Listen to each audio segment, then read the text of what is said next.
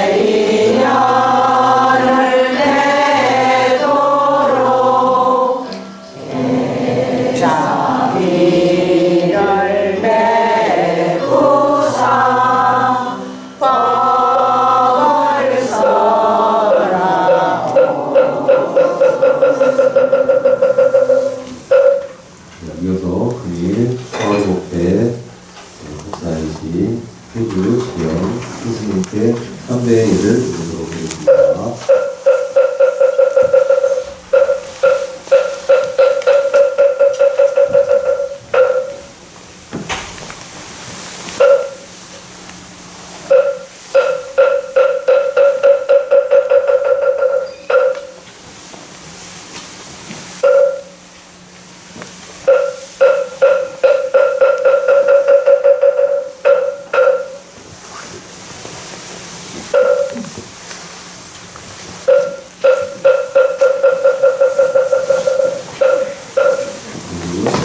사진이 나눠주시고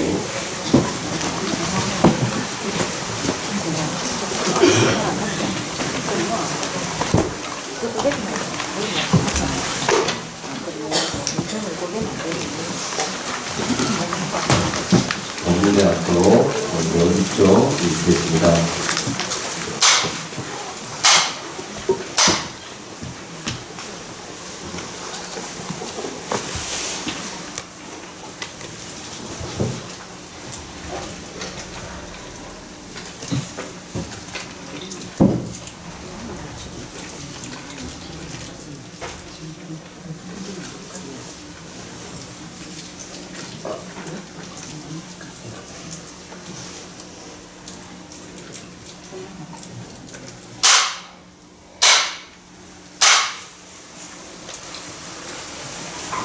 양력으로는 12월 31일, 음력으로는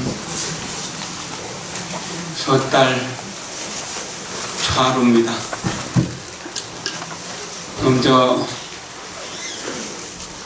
29일 오전에 무안 국제공항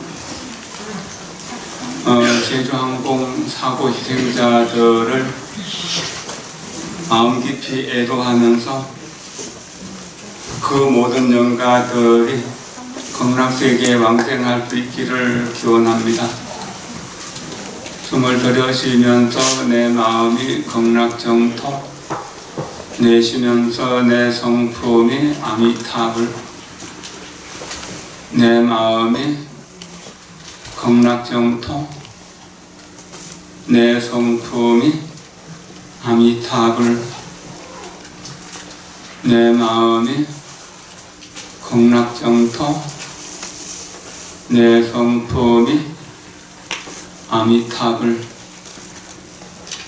지금 여기가 극락정토다.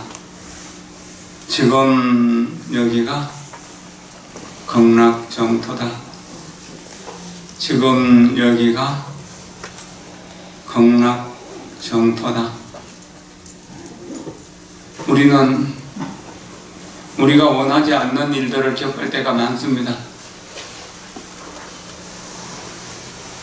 과거에 우리가 지은 죄업 때문일지 아니면 현재의 판단이 잘못되었을지 모르지만 죽음의 장소를 찾아가는 경우도 있고 삶의 길로 또 찾아가는 경우도 있습니다. 천건과 복덕이 뛰어난 분들은 죽음의 자리에서도 그것을 피할 수가 있게 되고, 죄업이 무거운 사람 또한 그쪽으로 들어갈 수도 있다는 것입니다. 더 중요한 것은 생과 사라고 하는 두 가지 개념이 한 마음 안에 있다는 겁니다. 한 마음이 저렇게 맑고 투명해서 원만한 깨달음을 얻었다면 죽는 것이 슬퍼할 일이 아니고 나는 것을 좋아할 일도 아니다라고 하는 겁니다. 그래서 옛 어른들은 말씀하셨습니다. 내가 태어날 때 나는 괴로워서 울었고 가족들은 다 웃으면서 환호했다. 이제 내가 죽음에 임해서 명을 마칠 때 나는 가볍고 편안한 마음으로 떠났는데 남아있는 가족들은 울고 불고 난리다.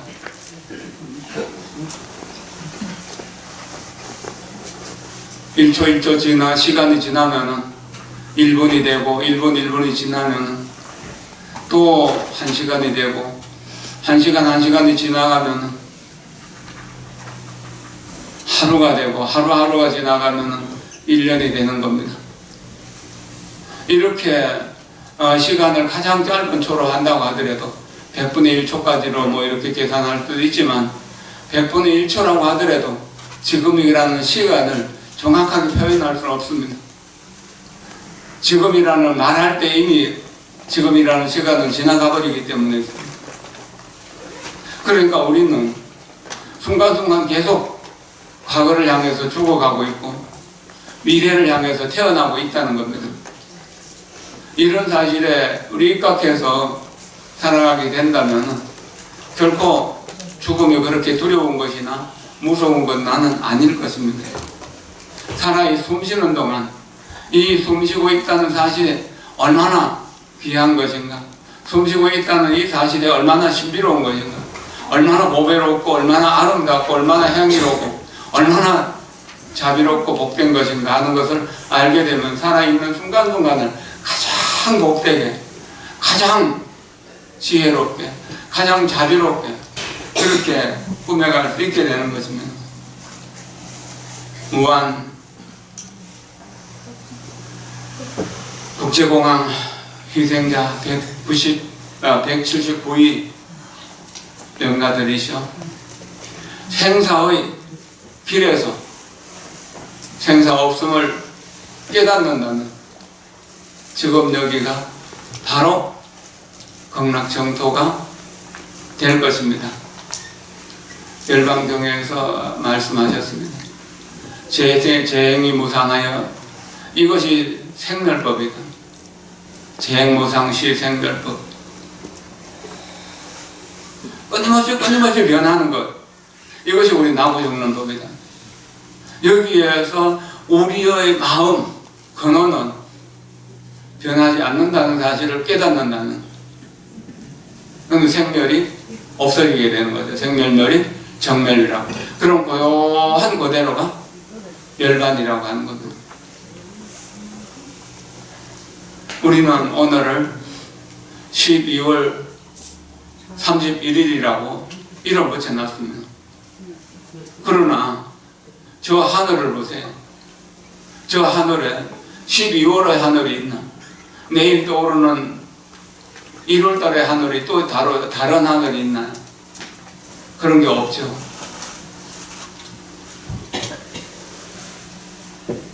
그래서 옛 어른들은 이렇게 말씀하셨죠. 묵은 해니 새해니 분별하지 말게. 달이 가고 해 바뀌니 달라진 것 같으나 보게나 저 하늘을 달라졌는가? 우리가 어리석어 꿈속에 사는 꿈속에 살 땐 분명 나고 죽음 또 지옥 악이 축생 인간 천상 아수라 육도가 분명히 있지만 깨고 보니까 그것이 본래 없는 것이다. 자, 우리가 아침부터 저녁까지 기분 좋을 때도 있고 항안할 때도 있고 또 무엇을 얻었다고 좋아할 때도 있고 또 싫어할 때도 있고 정말로 살기 싫은 마음이 날 때도 있고 정말로 환희심으로서 팔팔하게 살아있을 때도 있잖아요. 이런 우리의 감정에 저하기 축생을 경험하는, 천상 인간을 경험하는 것이라. 그렇게 생각한다면 우리가 그런 무한한 감정의 기복이 있다고 하더라도 우리가 변하는 것은 아니잖아요. 이것을 다른 식으로 이야기하면, 내가 화가 나서 미쳐 돌아버릴 것 같고 모든 것을 다 부수고 싶은 그런 폭탄이 터지는 것 같은 그런 마음이 있다고 하더라도 그 마음의 바탕에는 여전히 사랑이 남아있다는 겁니다. 서로 이해하고 사랑하고 용서할 수 있는, 신뢰하고 도와줄 수 있는 그런 자비로운 마음, 문수보살, 보현보살과 같은 거룩한 마음이 그대로 들어있다는 겁니다. 우리의 본성은 화보다도 훨씬 나은 존재이고, 분노보다 훨씬 나은 존재이고, 미움이나 원망보다 훨씬 나은 존재라는 겁니다. 이런 사실을 알면서 나무아미타불 나무아미타불 나무아미타불 할 때 우리의 본성 속으로 들어간다는 겁니다. 우리의 본성을 보는 겁니다. 내 마음이 극락정토, 내 성품이 아미타불이라는 것을 체험하는 겁니다. 나무아미타불 나무아미타불 나무아미타불. 아미타불을 부르는 내 마음의 근원은 천만급이 지난다고 하더라도 변하는 것이 아니고, 억급의 세월이 흘러간다고 하더라도 늘 새롭게 존재하는 겁니다. 이것을 우리가 보면서 여기에서 우리가 착안해야 된다는 겁니다. 화내고 있을 때 우리는 괴롭습니다. 화를 당하는 상대편이 괴로운 것이 아니라 내가 괴롭다는 겁니다. 그러니까 화에 빠지지 않도록 스스로 노력해야 된다는 겁니다. 내 스스로 마음속에 이해하고 사랑할 수 있는 능력이 있다는 것, 용서하고 포용할 수 있는 능력이 있다는 사실을 보고 연구를 하면서 그것을 일깨워낸다는 것이죠. 좋은 인연은 좋은 운명을 만듭니다. 좋은 인연은 무엇인가? 바로 생사 속에서 생사 없는 도리를 깨달은 부처님과의 인연. 부처님 깨달음을 45년 동안 설파하셨던 경전, 법보와의 인연, 또 그 불보와 법보를 의지해서 수행하는 대중 가운데서 존경받을 수 있는 성가, 이 삼보와의 인연이 가장 귀한 인연입니다. 어떤 어려움이 닥치더라도 나는 삼보를 의지해서 내 어려움을 이겨내겠다고 생각하면 이겨낼 수 있습니다. 이겨낼 수 있는 길이 있습니다. 며칠 전에 제가 좀 알던 하동에 사시는 노보사님 전화를 하셨어요. 한 5, 6년 전에 이제 그 텔레비전에 나오는 법문을 듣고 제가 어디 사는지 몰라갖고 백방으로 수소문해갖고요 간호사 산다는 사실을 알고 이렇게 그 적시 찾아오셨던 분이거든요. 그때는 몸도 많이 아프고 뭐 그렇기도 했지만, 스님 나 좀 살려주세요, 나 좀 어떻게 좀 해주세요 그러면서 기도해 주라고 부탁을 했었어요. 근데 며칠 전에는 전화 와가지고 내가 스님한테 기도해 달라고 부탁한 것이 얼마나 어리석었는지 정말 제가 한심스러웠다고 생각하면서 내 기도는 내가 해야 된다는 것을 깨달았다는 겁니다. 85세 할머니가 그걸 깨달았다는 것은 정말로 대단한 일입니다. 배가 고파가지고 거기서 죽을 지경인데 아들이 밥 먹는 거 보면서 배불러 지나요. 엄마가 많이 아파서 죽어가는데 건강한 아들 옆에서 대신 아파줄 수 있나? 그건 안 되는 거잖아. 불가능한 일이라는.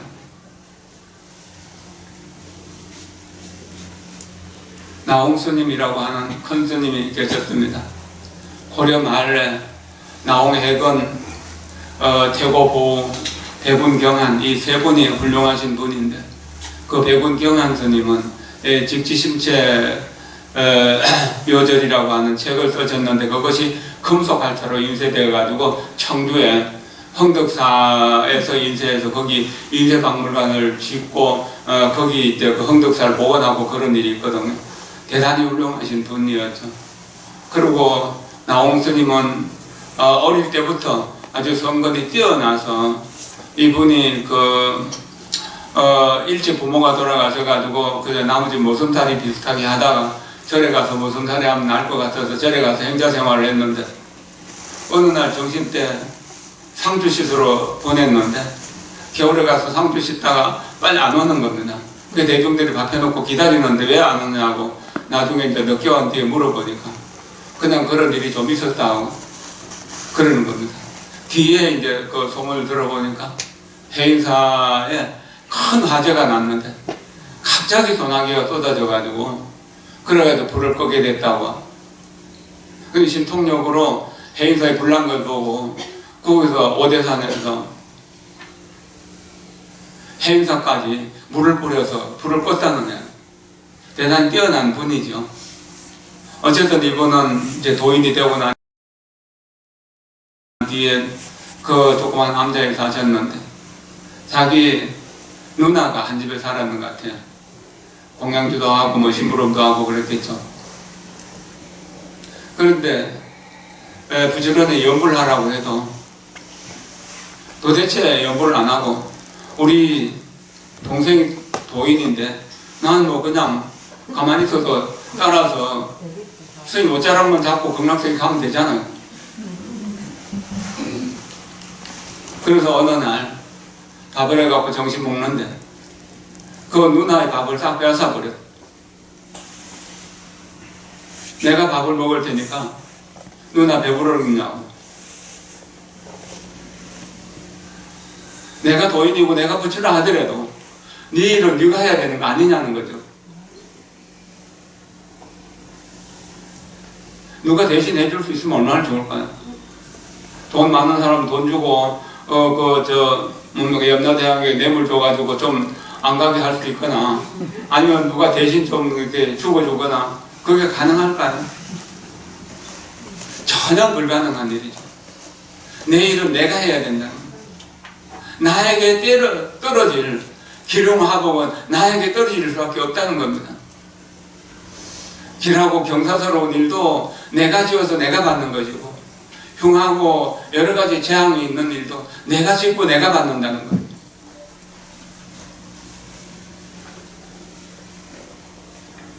그래서 그 누나가 그 말을 듣고 발심을 해가지고 정말로 밤낮 없이 남아미타불을 불러서 나중에 깨달음을 얻어서 극락세계 왕성했다라고 하는 거예요. 참 어려운 일입니다.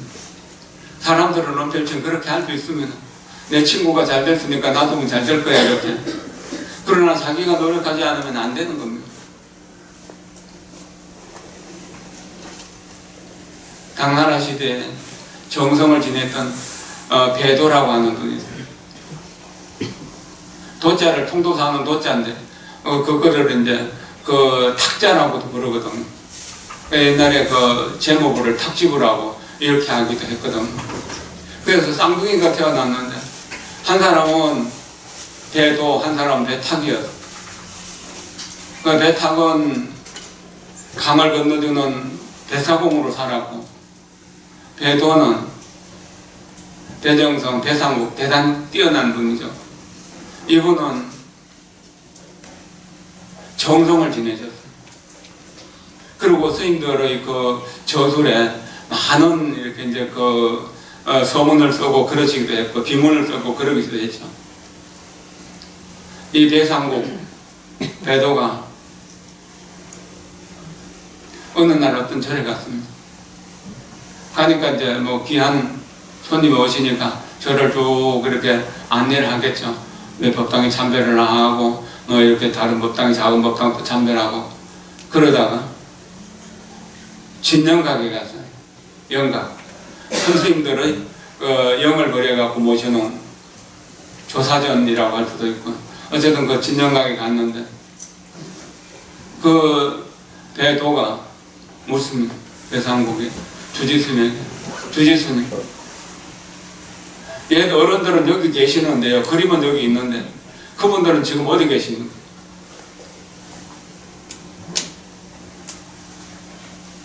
그러니까 아무도 대답하는 사람은 그 주지스님이 공부가 안 돼가고 대답을 할 수 없었어요. 그래서 선원에 다니는 스님이 있느냐고 하니까 며칠 전에 선원에 다니는 어떤 스님이 오셨다고. 그 스님 좀 불러달라고. 그 스님 이제 이렇게 선원에서 내려왔죠. 영각에서 뭐 주지스님에게 물은 대로 그대로 물었어. 큰 스님이 영정 그림은 여기 있는데 큰 스님이 실제 모습은 어디 있나? 배도를 배휴라고 하는데요. 실휴자 써서. 그땐 배휴라고 기억했는가 봐. 그 선방 스님이 배효하고 큰 소리를 불렀어. 그러니까 엉겹결에 자기 이름을 누가 다 벼살 이름만 부르지 본 이름 부르는 사람도 없는데 갑자기 놀라갖고 그래. 어디 있느냐? 배효 엉겹게 대답하는 사람 보고 어디 있느냐? 그림은 여기 있는데 그 조사스님이 어디 있느냐? 그래 했을 때 그 사람을 부르면서 너 어디 있느냐? 이것이 계기를 돼가지고 그 황벽스님 만능록 전신법요를 전부 다 본문 들어가지고 책으로 만들고 그렇게 하셨거든요. 그리고 블로그에 아주 깊이 있게 심취하게 됐다는 겁니다. 자, 거울 보고 나는 어디 있나 물어보세요. 나는 누구인가 물어보세요. 스님들에게 오랫동안 이게 그 귀감이 되는 그 황벽스님의 말씀이 있습니다. 진로 영탈 사비상 김파성도 주일장 불시 1번 한철골 쟁정매와 각비향이라고 하는 개송인데 이 나고 죽고 괴롭고 즐겁고 온갖 그 흥망성쇠가 있는 이 세상을 벗어나는 일은 쉬운 일이 아니다. 그걸 진로라고 하는 진로를 멀리 벗어나는 일 보통 일이 아니라 비상한 일이다. 그러니까 화두를 잡든지 연부를 하든지 하나를 가슴속에 붙여가지고 한바탕 그것을 알 때까지 지어나가라. 한번 뼈에 사무치는 추위를 경험하지 않고는 초봄의 명화가 향기로움을 토해낼 수 없다는.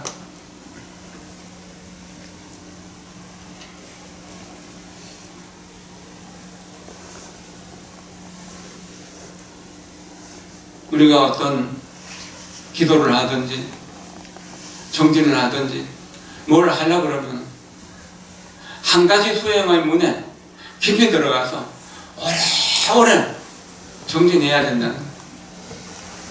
그냥 우연히 되는 것은 없습니다.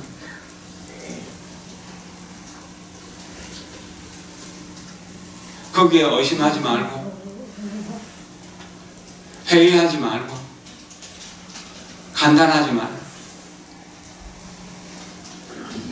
의심하거나 간단하거나 협잡은 속이면 안 된다는 거. 자기가 자기를 속이는 그런 경우도 있고 또 그 자기가 눈이 밝지 못하면 속아 넘어가는 경우도 많습니다. 부지런히 최대 인연 삼보를 만난 이 인연을 최대한으로 키워나가도록 노력해서 우리 스스로가 부처님을 닮아가고 가르침대로 살아가고 그래서 대중 속에서 존경과 존중을 받을 수 있는 그러한 삶을 살아야 돼요. 쉽지 않은 일입니다. 남이 먹고 싶은 거 다 먹고, 남이 노는 거 보고 다 놀고, 남이 잘 땐 다 자고, 이렇게 하면서 성공할 수 있는 사람은 아무도 없습니다. 잠을 줄이고, 하고 싶은 걸 줄이고, 갖고 싶은 걸 줄이고, 만나고 싶은 사람을 줄이고, 오로지 자기 마음속에 부처님을 찾아 들어가야 됩니다. 이것이 화두를 드는 것이기도 하고, 이것이 연부를 하는 것이기도 합니다. 연부를 할 때 나무아미타불 나무아미타불 나무아미타불 부르는 것, 그 속에서 아미타불을 부르는 나는 무엇인가? 아미타불을 부르는 나는 무엇인가? 그것을 생각해야 돼요. 반문문성이라고 합니다. 내 소리를 내가 들을 수 있어요. 그럼 내가 연부를 할 때 두 귀로 온전히 내 소리를 다 듣는다면 밖에서 들어오는 소리가 전혀 들리지 않을 때가 있어요. 그럴 때 마음의 힘을 좀 얻었다고 이렇게 할 수가 있을 것입니다. 삼보와 인연은 정말로 소중한 인연입니다. 이거 그냥 우연히 얻어지는 건 아닙니다.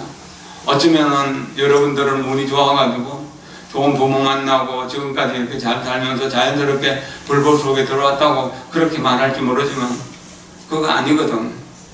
오랜 동안 성건을 지었기 때문에 오는 겁니다. 오늘 한 해의 마지막 날이라고 친구들 만나서 막연히 하자고 하면서 그렇게 놀러 다니는 사람도 많이 있을 것이고 가족들이 여행을 가는 경우도 많이 있을 겁니다. 그런데 이렇게 부처님을 찾아올 수 있는 인연은 여러분들에게 놀라운 인연이라는 겁니다. 그래서 여러분들을 진심으로 존경하고 사랑할 수밖에 없는 것입니다. 부처님께서 출가하시고 6년 고행하는 것, 그것도 정말로 진실한 믿음에서 내 마음이 부처라는 사실을 알았기 때문에 그런 것이고, 달마대사도 소림굴에서 9년 동안 면벽정진하셨고, 또 장경화상이라고 하는 분은 자복에 앉아서 정진하시는데 자복이 7개나 다 떨어져서 못 쓰게 되었다고 합니다. 향림스님이라 하는 분은 40년 동안 정진하고 난 뒤에 이제 겨우 마음 한 조각을 발견했다고 합니다. 조주스님은 30년 동안 잡념 없이 정진했다고 이렇게 말하고 있습니다. 쉽게 하루아침에 어느 날 갑자기 오는 깨달음은 없습니다. 정말로 노력하고 노력해야 됩니다. 자기를 참고하는 길, 실제 자기를 찾는 그 길에서는 세상에 아무것도 필요한 것이 없습니다. 한 가지 법도 다 필요 없어요. 그것도 군더더기죠. 그러나 또 대중들이 함께 모여 살고 이렇게 법회를 진행하고 저를 경영하는 입장에서는 한 가지 법도 버릴 것이 없어요.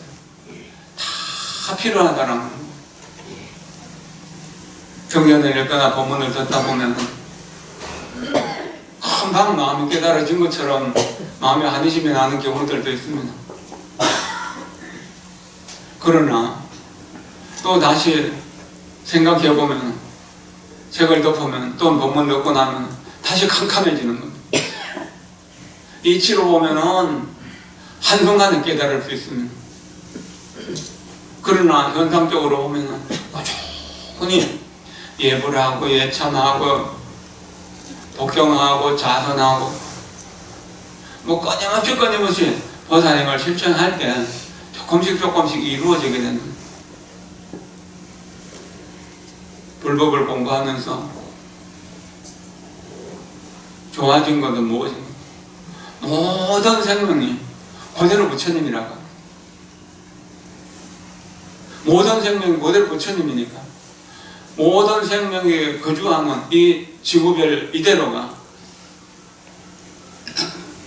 극락세계라고 하는 멀리 있는 극락세계를 찾아갈 필요가 없다는 겁니다. 지금 여기 있는 그대로 극락세계를 체험하면 되는 것입니다. 이게 참 어려운 일이지만 우리의 현주소는 지금 여기이고 부처님의 현주소 역시 지금 여기일 수밖에 없잖아요. 다른 방법이 있나요?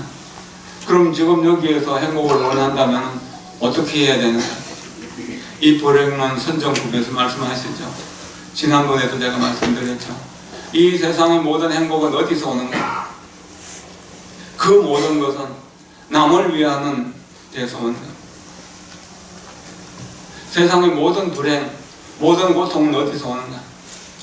그 모든 것은 나만을 위하는 데서 온다. 나만을 위하는 이기심으로 사는 중생들은 항상 그 짐 걱정이 없을 날이 없습니다. 이거 해놓으면 저거 문제가 생기고 저거 해놓으면 또 이쪽에 문제가 생기고. 그러나 남들을 돕는 일을 열심히 하다 보면 자기에게 생긴 일들은 자연스럽게 해결되어 있는 것입니다. 그래서 어리석은 사람은 죽는 순간까지 오직 자기의 행복만을 바라죠. 그런데 지혜롭고 자비로운 부처님과 보살들은 오직 남들을 깨우쳐주기 위해서, 남들을 살려주기 위해서 노력하면서 사셨다는 겁니다. 그렇기 때문에 성인들의 세계는 늘 보면 조용히 가만히 있는 것 같은데도 살았는데 좋은 업적이 많이 남게 되고, 본부들은 아침부터 저녁까지 동동구름을 치면서 바쁘게 사는데도 한 해를 마감하는 오늘 나는 금년에 뭘 했지 하면서 허전해야 한다는 거. 여기 계신 분들은 안 그렇죠? 마음을 깨달아서 부처님과 같이 자유롭죠, 평화롭죠, 행복하죠. 아닌가요?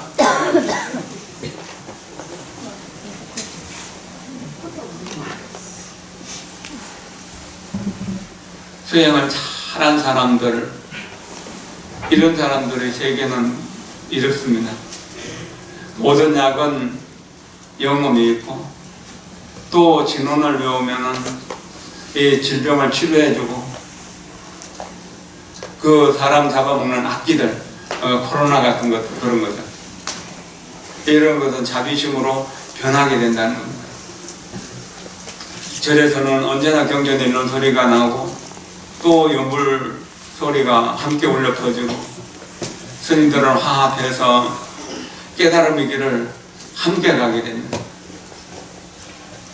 수행을 원하는 비구들은 조용한 곳에 머물면서 수행을 하고, 또 산란심을 버리고 선정 속에 깃들게 되는 것입니다. 계를 받은 사람들은 모두가 청정하게 계를 잘 지키게 되게 됩니다. 계율을 어겼을 때는 참회하여 제업을 정화하도록 노력하고, 그리하여 지극한 선도에서 다시 태어나서 중단 없이 계속 수행하기를. 지난 어제 그제 토요일날 우리는 이 법당에서 자비수참을 했습니다. 우리 대력스님과 성원스님이 인도하에 한 40-50명 이렇게 모여서 절을 하면서 자비수참 3시간 동안 이렇게 기도를 했는데, 제가 혼자서 기도하기도 하고 2-3명이 따라서 할 때도 있고 그랬는데, 그때보다 참 신심나는 모습이었습니다. 죄를 짓지 않는 것은 좋은 일입니다. 그러나 죄를 짓지 않기는 어려운 일입니다. 죄를 지었다고 생각되면 바로 불보살님 앞에서 참여하면 역시 좋은 사람이 되는 겁니다. 연말이 되면 한 해 미진했던 부분들이 많이 떠오를 겁니다. 그러면은 조금 더 정진하도록 노력해야 될 것입니다. 참여하고 발언하고 회양하는 이런 마음들을 가져야 되는 것이죠. 현명하고 유식한 이들이 언제나 공양을 받아서 살아가며 마음이 청정하여 이름이 널리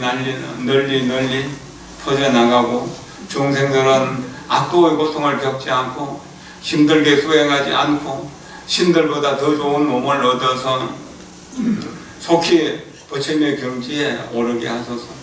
수행하는 것을 즐기게 된다.